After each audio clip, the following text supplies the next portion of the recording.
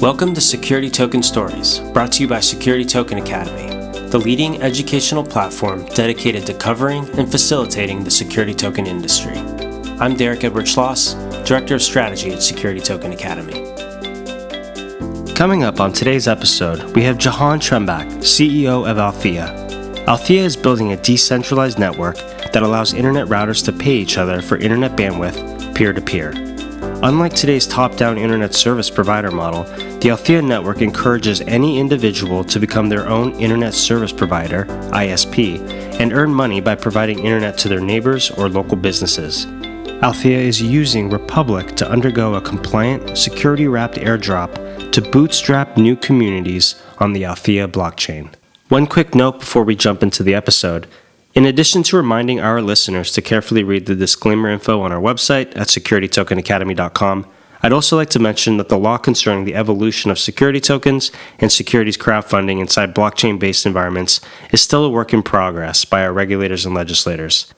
Security Token Academy considers the information provided in this podcast to be of interest to our listeners, but we make no representation as to how or whether any campaigns discussed on the podcast fit into any regulatory system, either inside or outside the United States. The information discussed in this episode is purely educational and not investment advice. Jehan, I'm happy to have you on Security Token Stories. Let's jump in. Before we launch into talking about your security-wrapped token airdrop on the Republic platform, and even before you started building a decentralized internet network, what were you working on, and how did you eventually find your way into the blockchain space? So I was always into hackerspaces. I actually have a background. I studied an art school, actually, industrial design, and so I would hang out at hackerspaces like Noisebridge in San Francisco and Pseudo Room in Oakland a lot.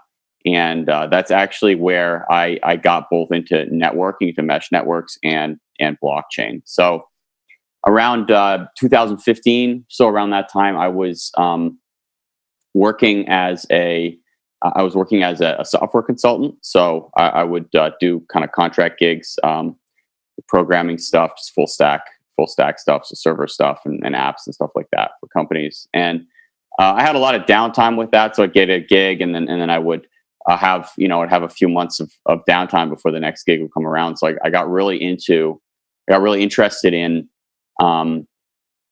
like mesh networking and basically how it would be possible to build an internet where it's like anybody can kind of come in and improve the network and get paid, and it's not like the sole domain of these big corporations and stuff. And so my vision there was like the badass renegade bandwidth dealer. So I wanted to have a thing where, somebody could, like, let's say you could figure out how to run a laser link across the bay, let's say from Oakland to San Francisco, and immediately connect those two networks together, and any traffic going over that you would get paid for. So I got really fascinated about how that could be possible, and I thought that blockchain would be a part of that because it's decentralized. And then I also got involved with a mesh networking group at Pseudo Room called Pseudo Mesh, and that group is more around not incentivized mesh like what Althea is, but more of a nonprofit, community oriented, more of a charity thing. And their ideal was more to give everybody wireless internet equipment, and kind of once everybody has it, everyone can hook up and everyone can have the internet for free. So I volunteered with them for a couple of years, and I built some stuff on the firmware. I made a dashboard and other stuff like that. I helped mount antennas and things, and so that's where I got a lot of my introduction into networking.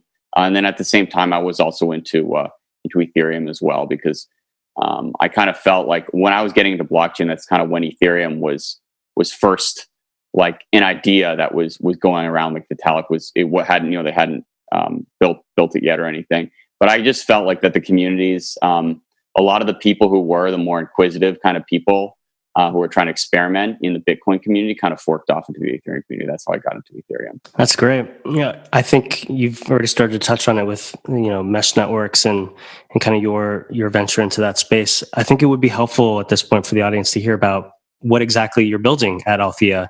The first thing you see when you jump onto the website is faster, cheaper, decentralized internet. So Jehan, what is Althea?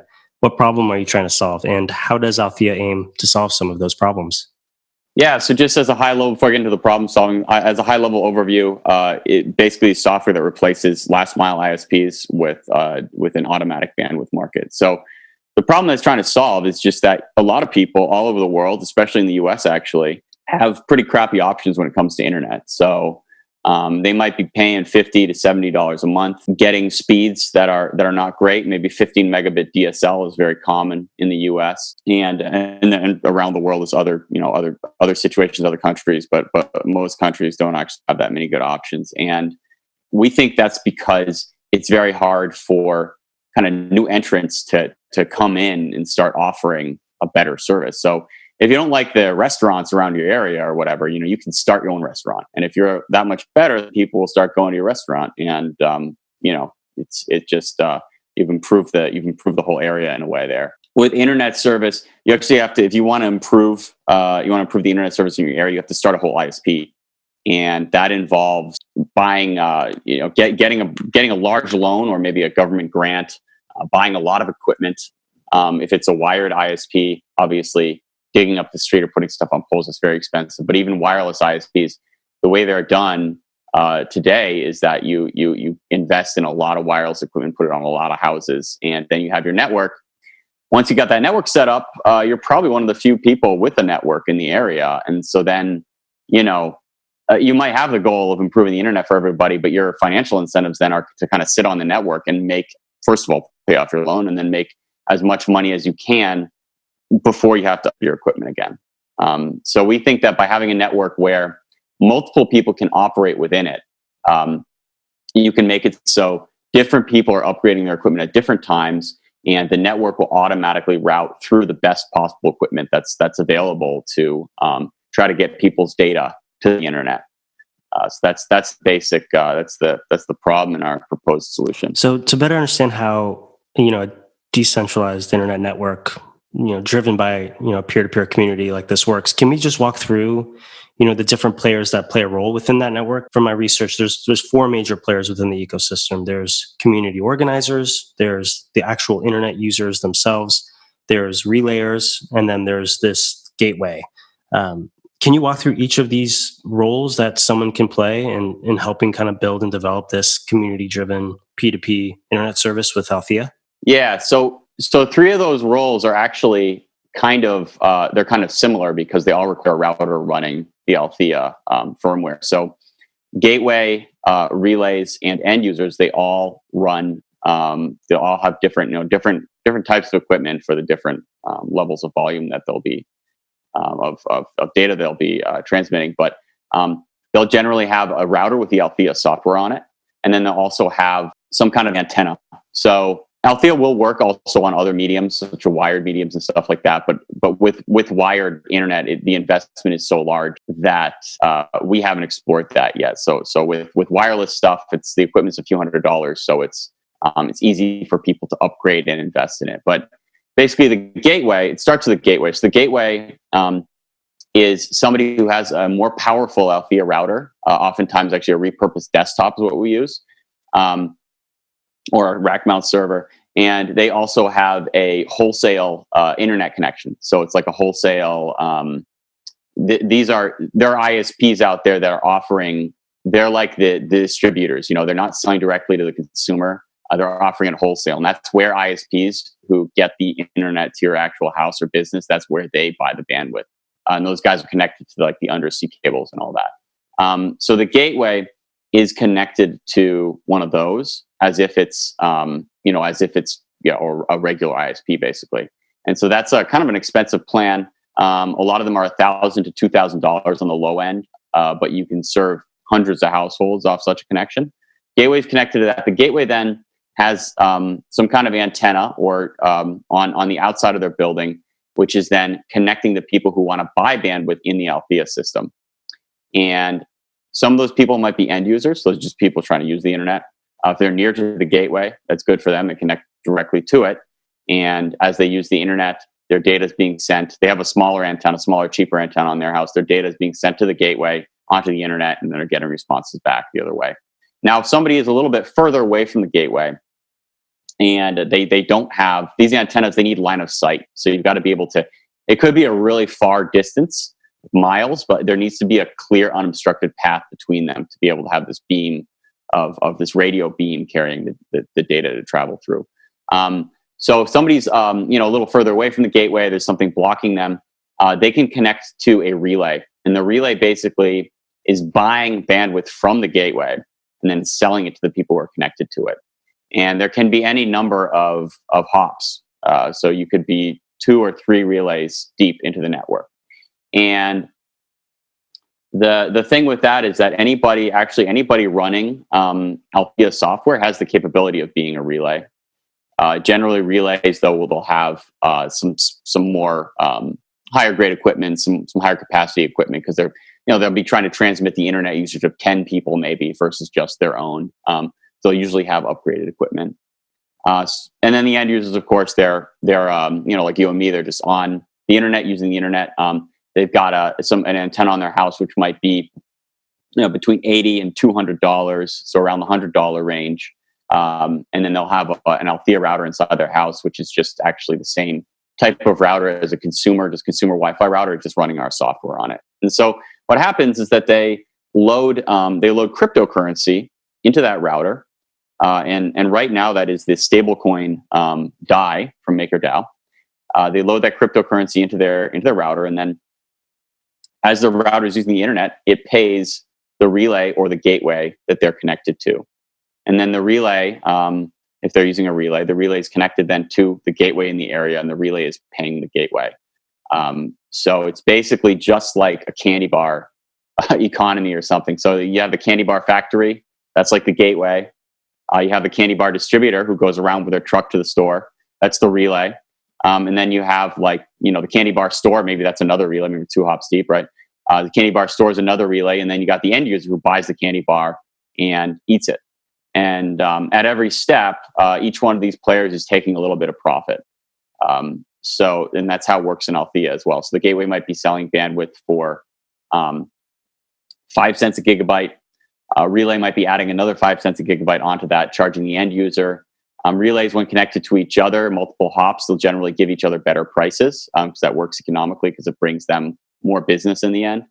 And so it just gets all added together, and the end user ends up paying somewhere between 10 and 15 cents per gigabyte, which when you look at people's average usage tends to be around 200 gigabytes a month for a small family or household. And so that ends up being between $20 and $50, depending on how much they're using. They're using just 200, or if they're going way over, or maybe it's a lot less. So that's basically like the physical network of Althea.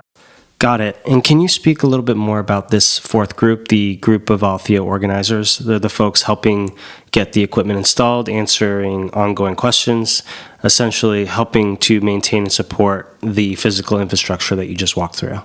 So if you're trying to start this kind of network in an area and you got all these people who could benefit from it, it's not necessarily going to start unless there's kind of a seed and somebody actually making it happen and really helping get people hooked up. If everybody in the world knew how Althea works and they all knew, how to do it and stuff like that, maybe it would organically arise and everyone would just connect their routers together and they would have a network. But that's not the case. So there's a fourth player, which is the network organizer. And the network organizers are people or groups. It's better for it to be a group of 2 or 3 people, actually. But they're basically starting the network in an area, and they're providing support. They're signing new people up, and they're starting this network. And basically, the way they get rewarded for that is that, and for the reward for the support as well, is that the routers are basically paying a monthly fee continuously to them. So it might be around $30 a month. So you take that $30, you add it to the $20 someone might be spending on bandwidth, or that might vary a little bit, but you add those together, and that's the That's the total that the end user is paying. And that fee is also paid automatically by their router as well. So as an end user, how it would work for you is you'd be contacted by an organizer in your area. There's different advertising channels, Facebook, door-to-door, whatever it is. They'll tell you about the service, tell you about how it's faster and cheaper than what you have available otherwise. You say, hey, that sounds good, I'll get on that. And they come to your house, help you install the equipment, and help you aim at the nearest relay, which they know where those guys are. And then basically show you how to load up your router with the tokens, with DAI, and get ready to pay for it. And then if you have any problems or whatever, you call them up. And they're getting compensated for that by that $30 a month. So that's the basic. Those are the players. Yeah, that's fascinating. So just to kind of reiterate, there's the gateway node. It sounds like they've got some sort of commercial internet subscription. And then they've got tower on top. That relay nodes around them will connect to.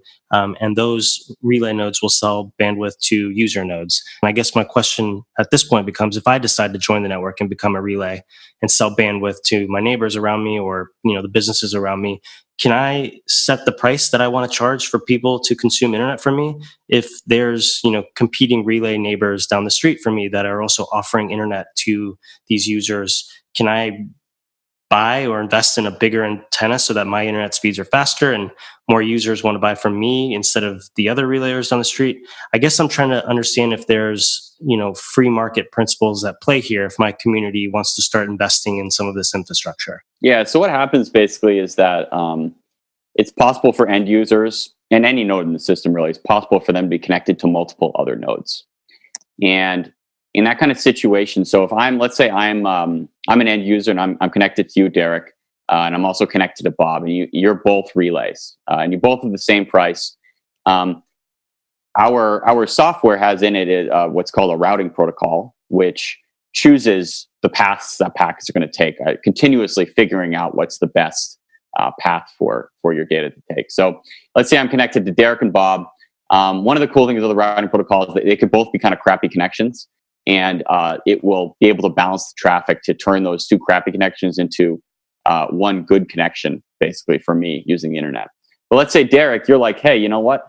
I want to not have a crap connection anymore. I'm going to upgrade my equipment. And you go out, you spend a few $100 more, and you get some better equipment. You set it up. And then your connection, the connection to the internet that I'm getting through you becomes better than Bob's connection. Now, the routing protocol is going to automatically switch to going through your connection more because it's a better connection. So all things else being equal, they prefer to go through you instead of Bob. There's a better connection. And then the other thing could happen, let's say Bob then upgrades his equipment as well. And then now it's maybe back to a similar balance, but you then lower your price. And now the routing protocol is going to decide to go through you again because you have a lower price. And that's kind of the free market system that will evolve. And I suppose the idea is that, more relayers join the network and add antenna to the rooftops and use the Althea software. And the relayers start to compete over quality and price. And then the users on, the downstream will presumably enjoy faster and cheaper internet because those are the variables that relayers are competing on. Do I have that right? Yeah, that's right. I think this is a good time to transition into your campaign on the Republic platform. Althea is building a network. The network gets stronger as more people are operating on the network. So I think the goal, for a lot of these new blockchain-based networks is to find unique ways to grow and kickstart, their user base. And one of the themes I try to explore on Security Token Stories is the evolution of securities crowdfunding inside these blockchain-based environments, or alternatively structuring securities to kind of kickstart networks like Althea. And for context, the first episode of Security Token Stories, I had a chance to interview Brian Ment of Republic, whom we talked about some of the legal engineering by his team at Republic to accomplish some of these goals. And one of those products that we talked about was this security wrapped token airdrop using Reg CF on the Republic platform. I think Althea is the first project I've seen to kind of take advantage of this unique product. So Jehan, let's kind of break this up into parts. For the audience that might not be familiar, what exactly is an airdrop? What are your expectations in launching a regulated airdrop? And why did you decide to work with Republic to make this happen?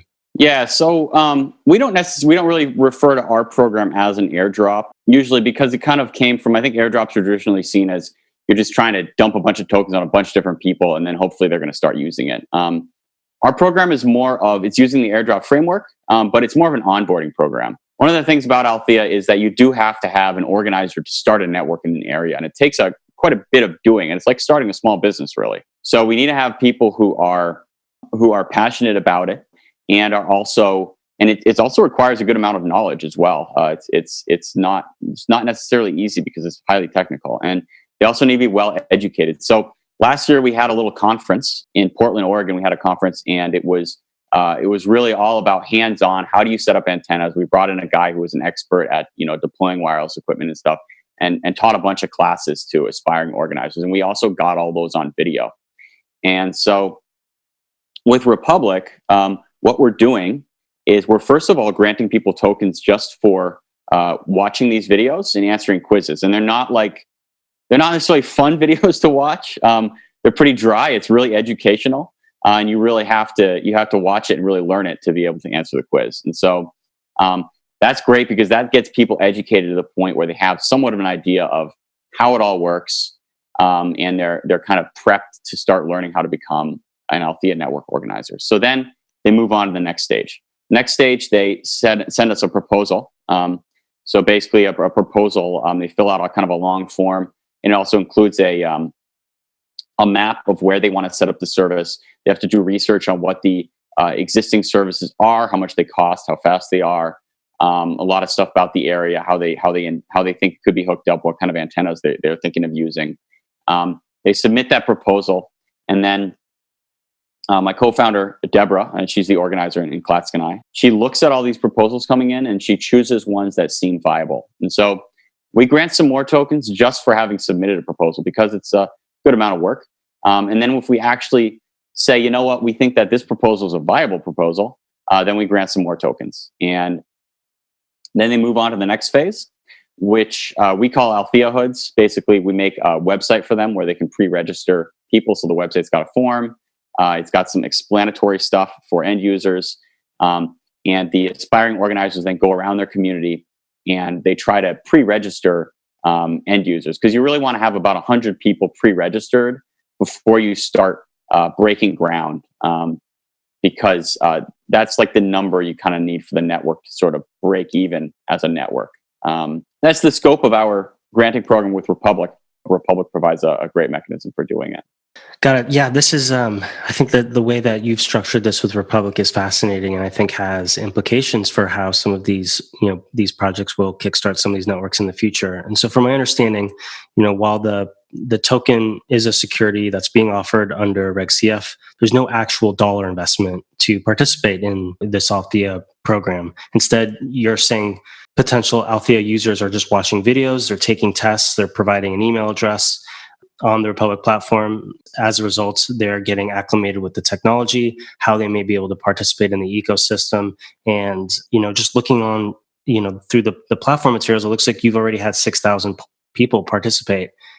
I guess, is your team happy with the traction so far? Is there a target you're hoping for with the Republic campaign? How are you thinking about, the results? Yeah, so we're interested in we're interested in high quality people coming through and becoming organizers. And the Republic campaign has really given us the framework. We had a lot of people coming to us wanting to be organizers before years ago, and we were kind of like, we didn't have anything for them to do. It was like, we'd be like, hey, here's how it works, and you can get this started in your community, and they would be kind of like at a loss. So this program's really given us a framework to lead people through. And also the Republic, even just through the Republic platform in their website, they actually do have a very interesting community of people who are already into Republic. And that's been kind of great for broadening our reach and kind of bringing in actually a more diverse group of people to learn about Althea. So for instance, I have a lot of people from Africa who are into Republic who learn about Althea, and it's actually a great fit for Africa. So that's been a benefit there. So after the Reg CF campaign is over, what happens next?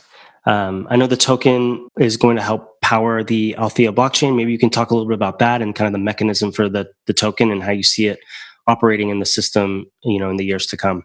Yeah, so the token is a staking token, and it's for so it's our blockchain that we're building is proof of stake blockchain running on the Cosmos framework. And right now, I'll note that right now our existing networks that are running, they're running on Ethereum and XDAI, which is an Ethereum sidechain, as a prototyping mechanism. But we're going to switch that over to the Althea blockchain when it's ready. Right now, it's in a testnet phase, so we have a bunch of validators on it already and stuff. But they're just using testnet tokens. But what a staking token lets you do with a proof of stake blockchain is that the staking token is a lot like a virtual miner. So if you have a staking token, you basically delegate it to a validator. They're actually running actual hardware that's processing transactions, but you're kind of voting for them in a way with your token. But if they screw up and you had their token staked, you had your token staked to them and they screw it up, if they double sign something or if they're offline for a while, you're actually going to lose some of those tokens you had staked. So that's the basic principle. It's a way for the people who have a stake in the network to kind of